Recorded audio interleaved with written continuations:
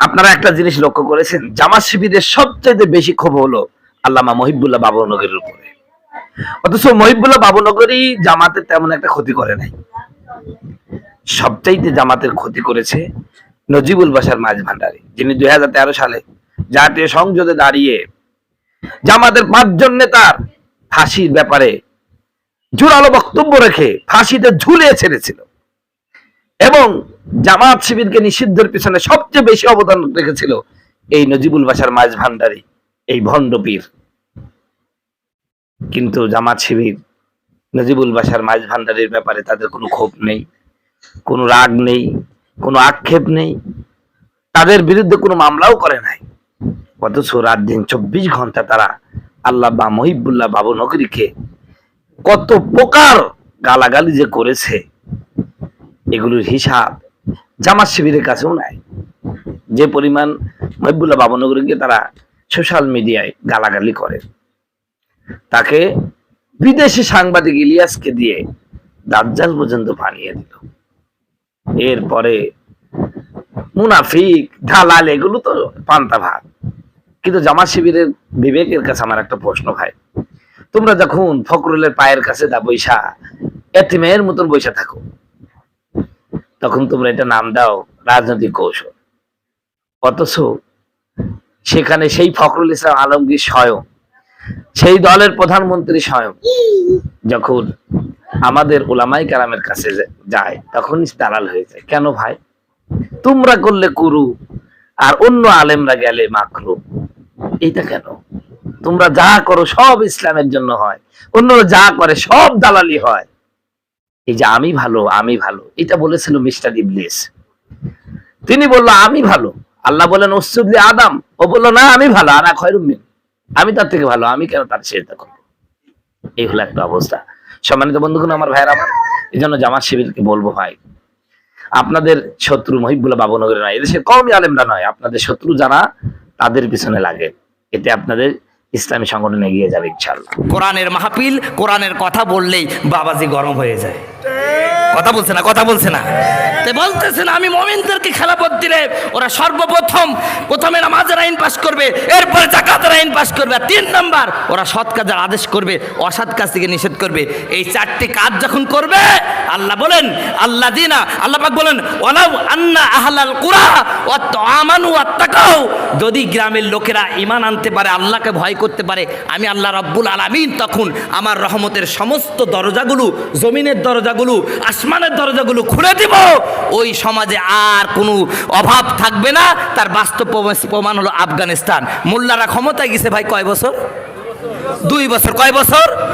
এই 2 বছরে সবচাইতে মানে ক্রমবর্ধমান অর্থনীতি বিশ্বের মধ্যে 1 নম্বরে আফগানিস্তান। আপনারা দেখেন নাই? আমার বন্ধুগণ, আমার ভাইয়েরা, এই মোল্লাদের একটু খবর টবর শুনবেন, তাহলেই বুঝতে পারবেন আমরা 52 বছরে কি করেছি আর ওরা 2 বছরে কি করেছে। কথা বলছে না, কথা বলছে না। কারণ ওরা আল্লাহকে মেনে নিয়েছে, আল্লাহকে ভয় করেছে, ঈমান এনেছে, আল্লাহ রহমতের খাজানা দিয়েছে। অনেক কথা ছিল বলার, আর সময় নাই। যাই হোক, বক্তা মনে হয় চলে আসছে। আমি আপনাদের সামনে যে বিষয়টা আলোচনা করলাম, আপনারা কি আমার কথা বুঝতে পেরেছেন? এতটুকু তো বুঝতে পেরেছেন, নামাজ পড়াই। তো ভাই কিছু মনে করেন না, আমি একটা বিষয় নিয়ে আলোচনা করছিলাম যে বেনামাজি মানুষ কয় ভাগে বিভক্ত হবে? 1 ভাগ বলছে, আর 2 ভাগ বলি নাই। যদি আর কোনোদিন দেখা হয়, আল্লাহ যদি কবুল করে, তাহলে বলবো ইনশাআল্লাহ। আর যারা বেনামাজি, নামাজ পড়ে না, ওদের পরিস্থিতিটা হবে কি হবে? কিয়ামতের ময়দানে আল্লাহ পাক 3 ভাগে বিভক্ত করবে বেনামাজি মানুষগুলোকে। কাদেরকে? বেনামাজি মানুষকে। 1 নাম্বার ধনী। আল্লাহ ধনী বেনামাজিকে ডাক দিয়ে বলবে, তোরে আমি টাকা দিছি, বয়রা শহরে তোর 4 তলা বাড়ি, আর তোর বাড়ির সামনে মসজিদটা, কোনোদিন নামাজ পড়তে আসলেনি, ব্যাপারটা কি? ও কি বলবে জানেন?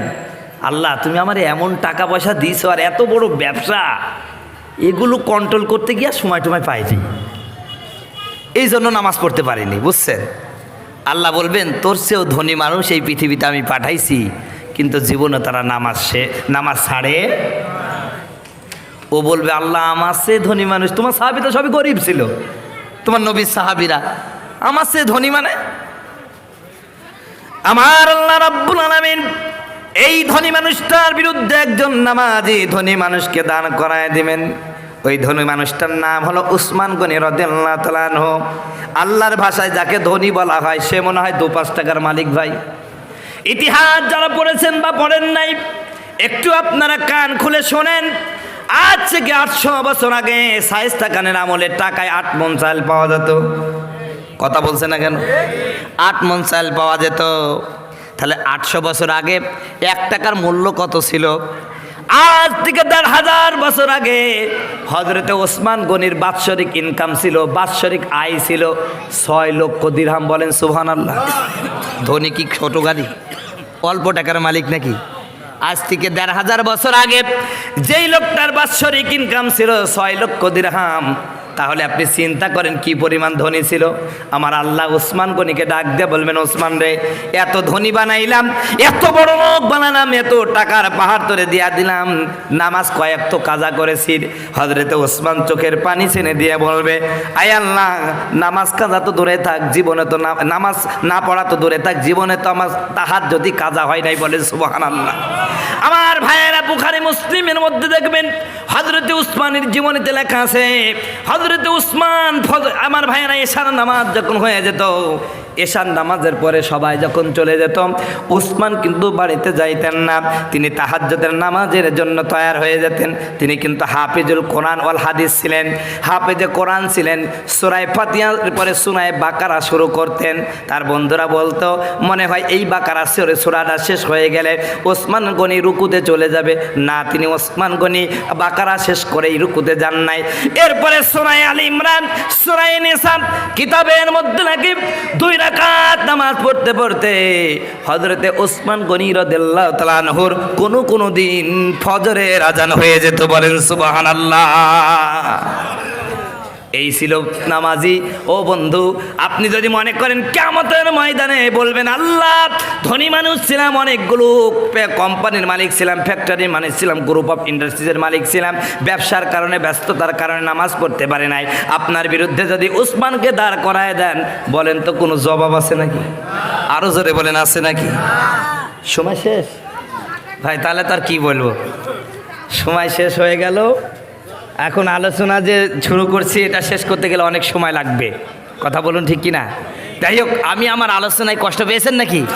আমি যেটা মেসেজ দিতে চেয়েছিলাম, একটা বিষয় আমি আলোচনা করেছিলাম পবিত্র কোরআনুল কারীমের মধ্যে থেকে, সূরা হজ থেকে একখানা আয়াত তেলাওয়াত করেছিলাম।